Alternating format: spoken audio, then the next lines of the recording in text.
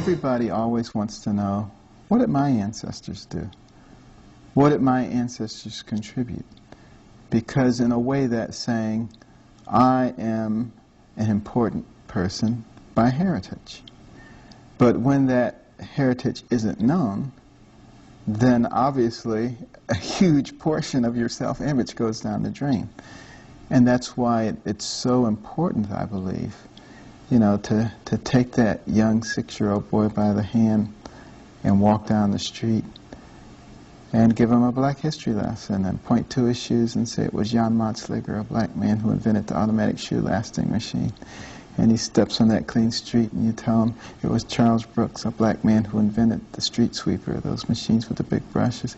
And down that street comes one of those big refrigerated tractor trailer trucks and you tell him it was Frederick Jones, a black man who invented the refrigeration system for trucks later adopted for airplanes, boats, and trains. And it comes to a stop at the red light and you tell him it was Garrett Morgan, a black man who invented the traffic signal. And you can tell how he also invented the gas mask that saved lots of lives during the war. And while you're talking about the war, Henrietta Bradbury, a black woman who invented the underwater cannon, made it possible to launch torpedoes from submarines. And while you're talking about black women, you can talk about Madam C.J. Walker, a black woman who invented cosmetic products for women of dark complexion, was the first woman of any nationality in the United States to become a millionairist on her own efforts. And you'll walk past the hospital, you can talk about Charles Drew and his contributions to blood banking, the understanding of blood plasma.